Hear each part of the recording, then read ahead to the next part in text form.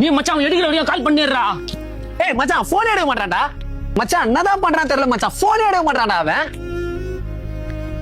பாத்தியாடா எவ்வளவு போன் பண்றோம், எவ்வளவு நக்கலா உட்காந்து வேலை செஞ்சுக்கிறான் பாரு. டேய் என்ன மச்சான் என்ன தேடி கடைக்கே வந்துட்டுக்கிறீங்க, என்னதான் விஷயம்? ஏய் மச்சான் எவ்வளவு போன் வச்சுனுக்குறோம், நானு உங்க அம்மா பசங்க எல்லாருமே வச்சுனுக்குறோம். ஏன்டா போன் எடுக்க மாட்டேற, எங்க தான்டா வச்சுனுக்குற, எல்லாரும் பயப்படுறாங்கடா. ஃபோன் பண்ணீங்களா, என்னடா சொல்றீங்க? மச்சான் சைலண்ட்ல வச்சிட்டேன்டா, ரொம்ப வேலையா இருந்தது அதனால தான்டா. மச்சான் நீ டெய்லியும் ஒரு பஸ்ல ஒரு ரூட்ல வருவல, அந்த பஸ் ஆக்சிடென்ட் ஆயிடுச்சா மச்சான், அதான் மச்சான் நானும் அம்மாலாம் ஒரே பயந்துனே இருந்தோம். ஏய் மச்சான் கம்முனிரு. அவங்க அம்மா தான்டா கால் பண்றாங்க. ஹலோ அம்மா, அவன் இன்னைக்கு பஸ்லயே வரலையாம்மா, கடையில் தான் வேலை செஞ்சு நிற்கிறான். சரிம்மா அவனை பத்திரமா கூட்டின்னு வந்துடும். மச்சான் நான் உண்மையாவா அந்த பஸ்ல போயிட்டு எனக்கு ஆக்சிடென்ட் ஆயிடுச்சுன்னா என்னடா பண்ணிருப்பீங்க?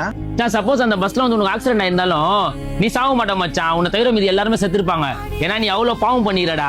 ஏய் மச்சான் வாய மூடு, இவெல்லாம் நம்மள சாவச்சுட்டு தான் இவன் சாவான். மச்சான் நான் சப்போஸ் செத்துந்தா கூட கடவுள்கிட்ட நீங்க வேண்டிக்கோங்கடா, அடுத்த ஜென்மத்திலையும் நான் தான் உங்க 2 பேருக்கு ஃப்ரெண்டா வரணும்னு சொல்லிட்டு. ஏன்னா உங்களை மாதிரி ஒரு ஃப்ரெண்டு எனக்கு யாரும் கிடைக்கவே மாட்டாங்கடா.